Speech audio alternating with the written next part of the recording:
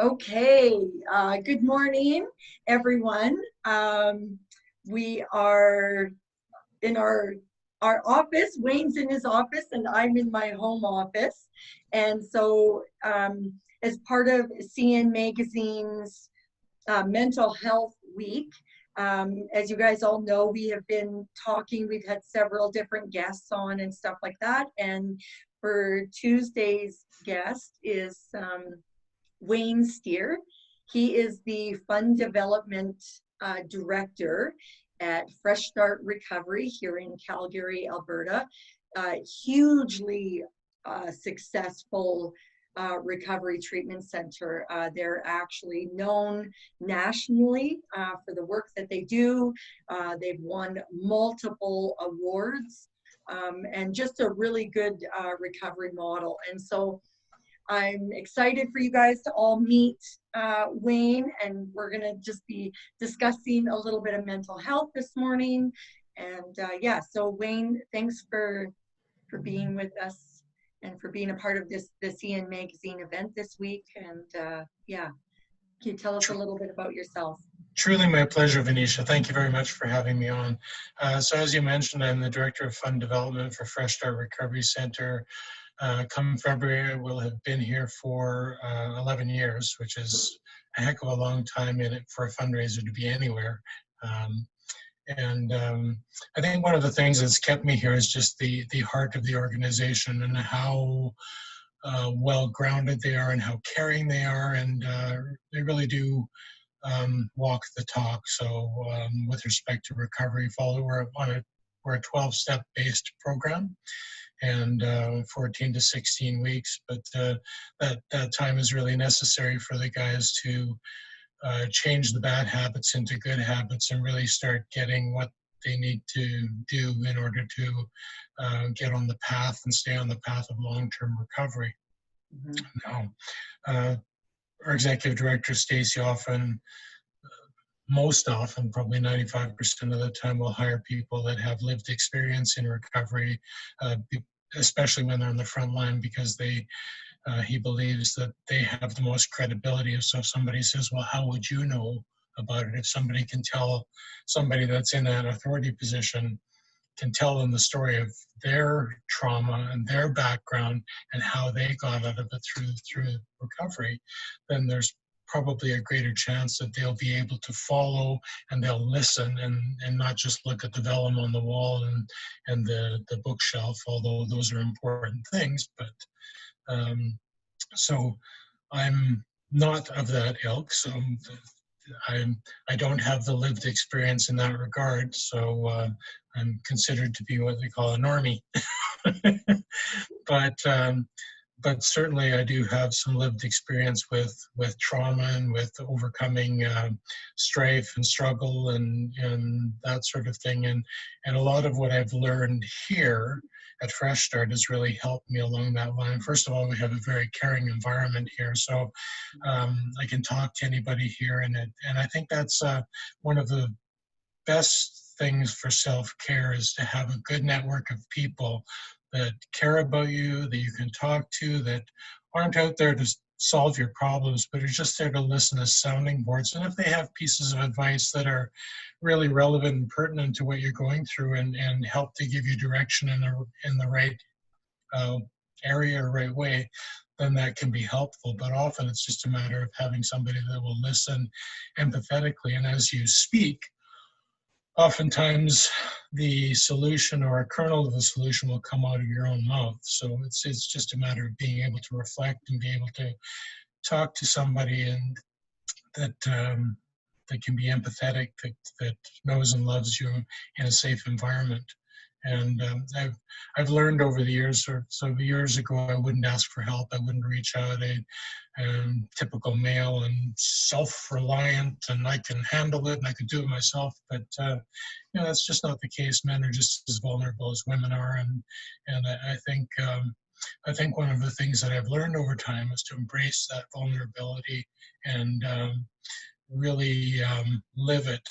And also share it, because chances are if you're sharing it with people, there are others out there that will be inspired to share their vulnerability as well, and open up. And then I think as a whole society, if more people are doing that, I think we become healthier, or we start on a healthier path, and open up. And one of the things that I've seen in the 11 years that I've worked at Fresh Start is how attitudes in the community have changed towards addiction to drugs and alcohol, and how when I first came in, it wasn't one of those dirty little secret type of things, but now it's like, oh, well, I have a brother or sister, a family member, or people will come up to me and say, I myself have 11 years, and sometimes they're pretty open about it, sometimes they're not so open about it, but it's encouraging to see just how many people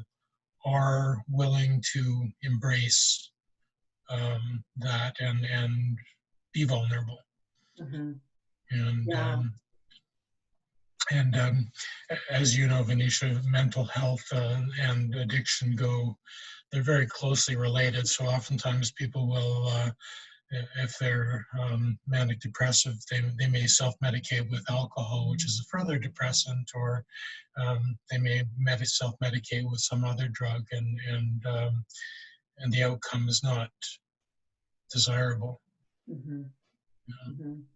Yeah, I think, whether or not we struggle with addiction or substance use disorder or whatever, we do tend to have ways of coping, and it might not turn into a full-blown addiction, but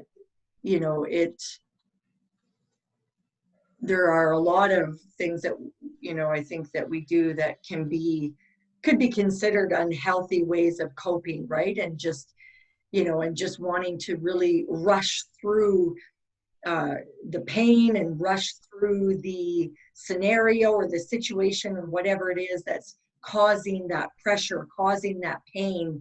I mean, no one likes to hurt. You know what I mean? None of us do. No one wants to go through hard times. Like, oh yeah, sign me up. But I think it's really important to remember, and this is where that community can come in. That community of support is that.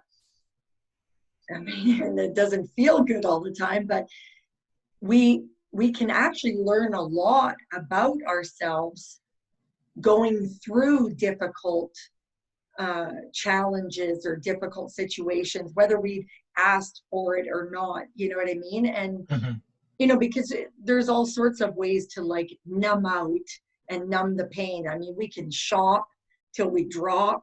You know what I mean? Spend money we don't have just to try to get away, just numb out, just that gratification in the moment of just feeling better. Just shop.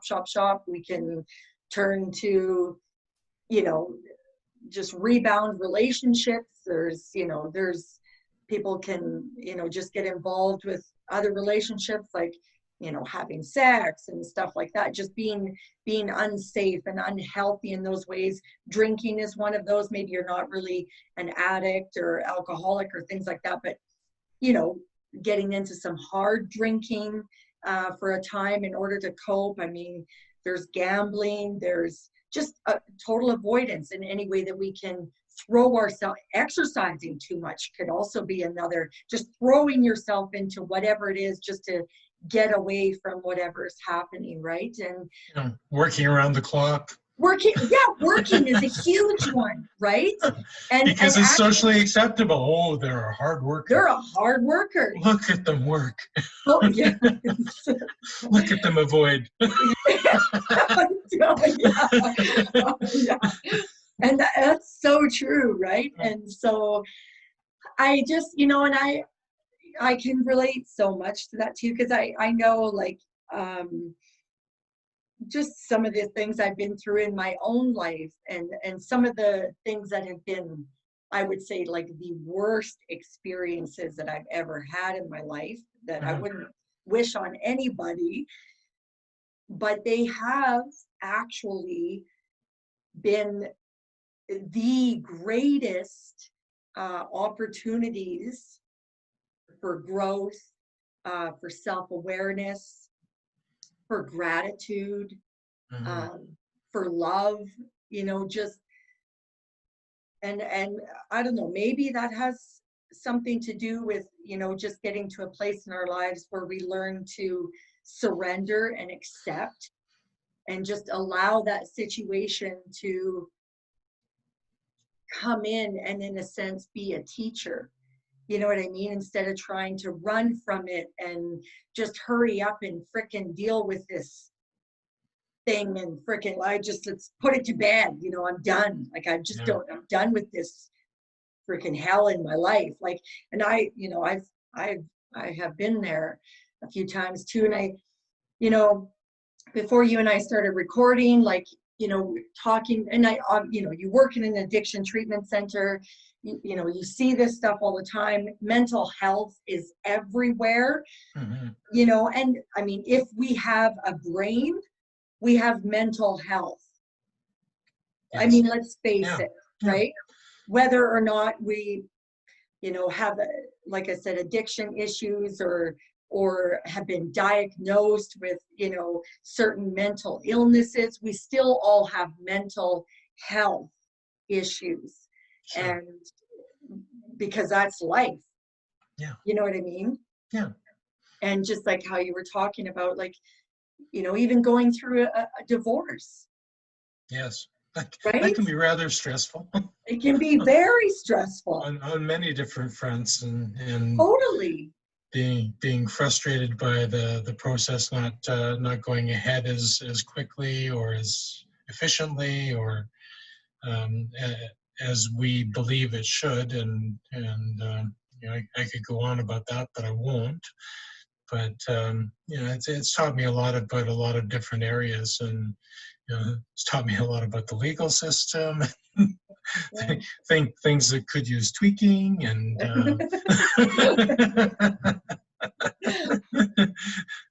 and so there's a lot of areas. There's a saying that God doesn't give you more than you can handle, and sometimes I think, are you sure you got the right guy, God? Oh my God! Yeah. Like, you're omniscient, but sometimes I wonder. Oh, Wayne, I know. Or that, like, when one door closes and another one opens, like, oh, I know. My foot's still in that one. Yeah. Oh, but we can kind of laugh about it or whatever, but I get that when it's, because sometimes these things, and this again just comes back to us, just having those tools of resiliency and having those tools to help us get through these moments and situations, because a lot of times when our world is turned upside down by whatever, whether it's a divorce, whether it's a job loss, whether it's COVID, a global pandemic, you know what I mean? Or it's an addiction, or it's someone else's addiction. I mean, there's lots of life out there, life issues. Sure. And a lot of times I think, we always expect or want or assume that we're going to get through it quicker than most times, then it ends up actually, the reality of it is it always seems to go longer than what we think. Yeah. Right. I think there's a saying along those lines, like, time takes time.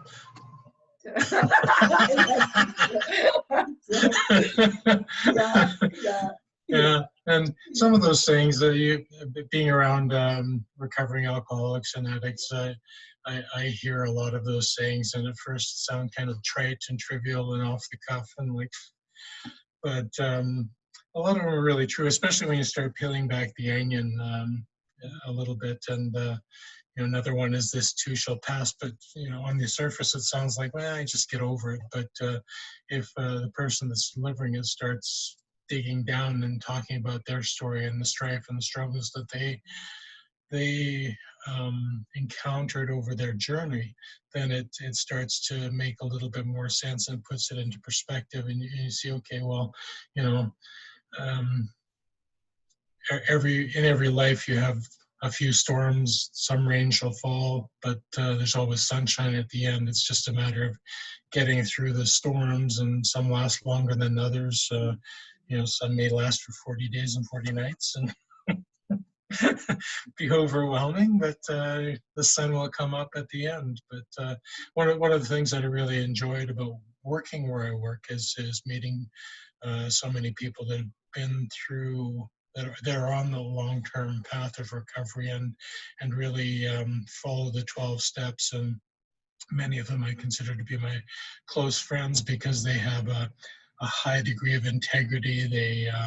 They're compassionate. They listen. They have the background to understand what a tough time is like, and in many, many, many cases, much tougher than I could ever imagine.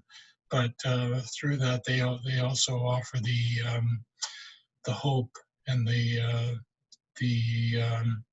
knowledge that it will get better at some point in time. We don't necessarily know what the timeline is going to be, but at some point in the future, it will get better. And getting back to something I said quite early on in our conversation is that the more you open up and the more authentic you are and vulnerable you are, the more others will open up too, and the more you'll get from them as far as advice and direction and maybe a roadmap for what they went through. You may not be able to follow the same roadmap, but at least you'll have an idea that others have been along that path before, and you may not come out quite the same place, but you will come out the end. I mean, you can only be drawn through a knothole backwards so many times. Yeah, no, apparently.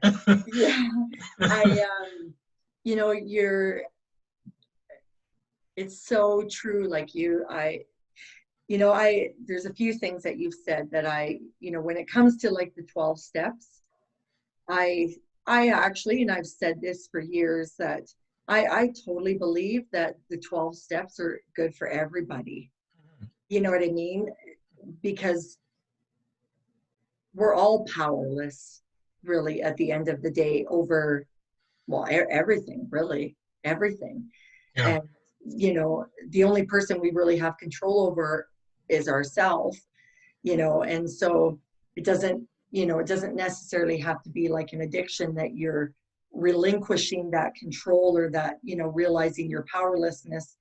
Mm-hmm. But in general, I think the steps are an amazing tool to help us live a more fulfilling life, and with more joy, with more gratitude, with more hope, even just like you're saying too, like some of the cliches, like I just think of like the one day at a time.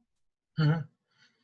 Regardless of whatever it is we're going through, and just staying in the day, sometimes not even in the day, but just in the moment, this moment right now, you know what I mean? And just getting through the next 10 minutes or the next 5 minutes or the next half an hour, whatever it is, and I think you touched on some really good points, Wayne, and especially as a man too, and just, reaching out for support and talking and being open. I totally believe that's the first step to getting through anything that we're going through, is putting our hand up and saying, this is where I'm at. I need support. Someone hear me, Yeah. And it's awesome that you have that even at work and everything, like, because we spend most of our time in our place of employment, We do. Surrounded by those people, the people that we work with. Yeah. And the people we serve as well, in certain cases. That we serve. Yeah. Absolutely. Yes. So it's awesome. Yeah.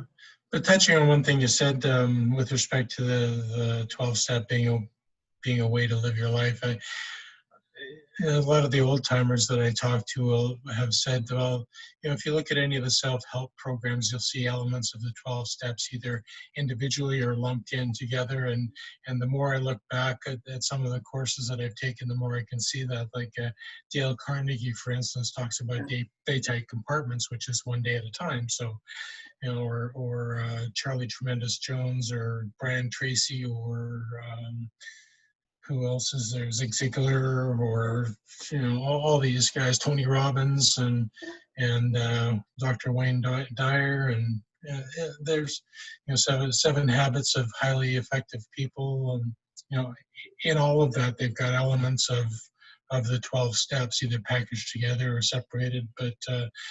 But really, it is if somebody follows that to the T, and they're relentless about it, their life can't help but get better.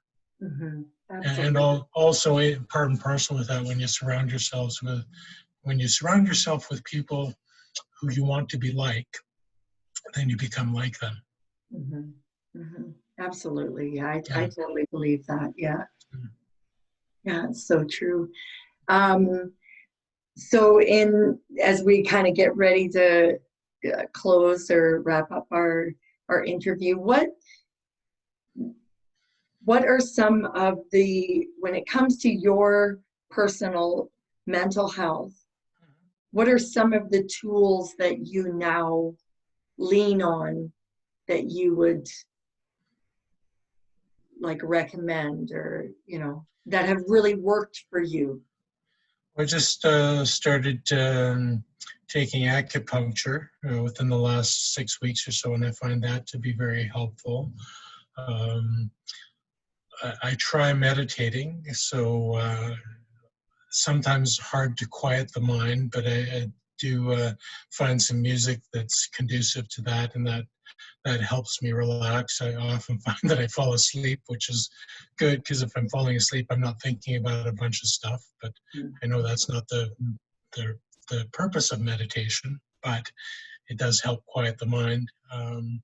Just talking to people, I think, is huge, and reading helps too. Reading positive books.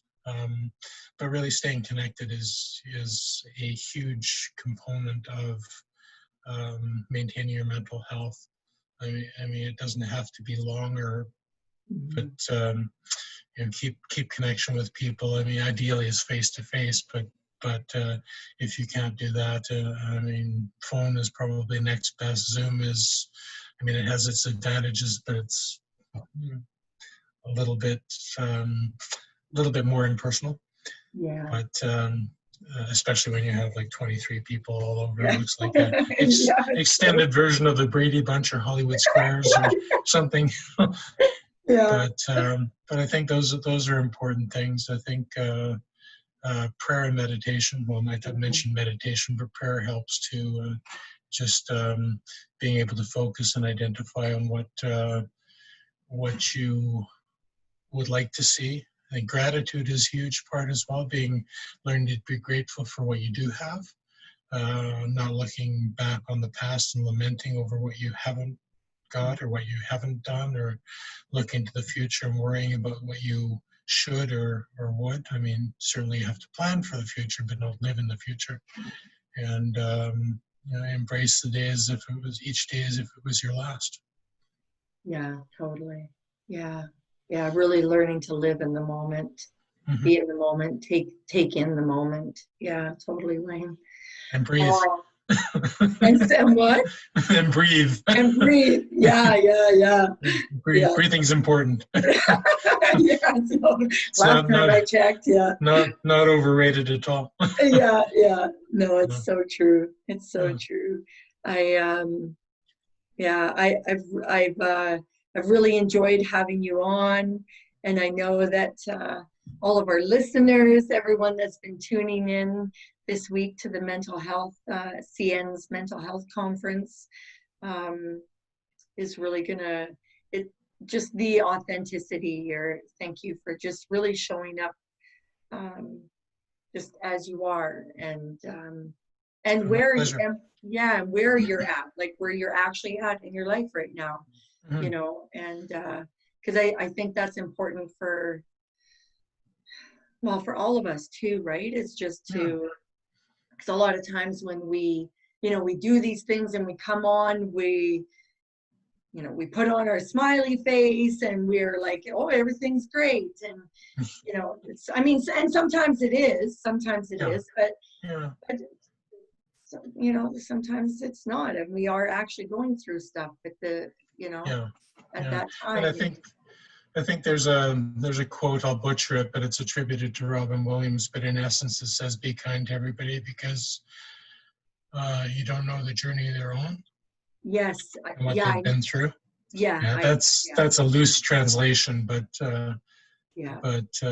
you know, you can't tell what somebody's going through by looking at them or even saying a few words with them. So, you know, treat people with kindness and hope to get it back in Yeah. return, the Yeah. kindness. Yeah. But if we all do that, I think it'll be a better world to live in. Yeah. Yeah. Yeah. Totally. Hmm. So kind of one of our themes for the mental health conference, which I've heard you talk about a lot, is basically asking for help is not a sign of weakness. No. And I really think that we really need to get that message across, and we can't hear that enough, you know, No. that asking for help is not a sign of weakness. You know, even for men, even for you, Yeah. even for people that seem to have like a lot of influence and have it all together and whatever, right? Like Yeah. asking for help is not a sign of weakness. Yeah, and we live in a part of the world where toughness is looked on with a great degree of admiration. Yeah, You yeah. know, but not everybody is well. Nobody can be self-contained, and we all have to lean on somebody at some point in time. And we all, I think, should expect that somebody would turn to us to lean on us when they're in need. Yeah. I think Yeah, in that, yeah, I think that especially makes it easier to do when those perceived people of strength and leadership and influence and manliness or whatever, like whatever that is, yeah, they are also doing it. You know what I mean? It just it releases something, I believe, that then makes it easier for people yeah, to come forward. And so, yeah, yeah. yeah, thank And you, they can Wayne. go, oh, it's okay to do that. Yeah, yeah, Yeah, totally. yeah, Yeah, yeah. Like, wow, if he could do it, if she could do it, if that CEO or that whatever, you know what I yeah, mean? Then yeah, yeah, just yeah, yeah. opens up the door for that conversation to happen. Absolutely. Yeah. Yeah. So thank you for sharing and for being a part of this week with us and for being a part. I know you're a huge part of and supporter of the whole CN magazine family and Krista Malden and everything that Yes. is happening and yeah, I Yeah. just Yeah. Krista is wonderful, and I admire her tenacity and her vision, and just keep plugging away. And as you know, this conference was originally supposed to be live, but you know, just her openness to being adaptable and reaching out for resources and people to step up, yeah, and they have, and it's a yeah, testament to um, how well revered she is, yeah, and her. It's nice to be part of it. absolutely, Yeah, absolutely. I yeah. agree. Okay, well, thank you for joining us. And thanks everyone for listening and for watching. And just very quickly, if you're looking for supports, Wayne, can you quickly give us the Fresh Start website, please? Sure, it's www.freshstartrecovery, all one word, .ca. And our phone number is 403-387-6266. Awesome, thank you. And thank Yeah, you so much, Wayne, for being on pleasure. and for being a part of the week. And we'll talk to you again soon. Wonderful. Look forward to it, Vanisha. Thank you for the Awesome. Thank gift. you. Yeah, thank you. Bye, everyone.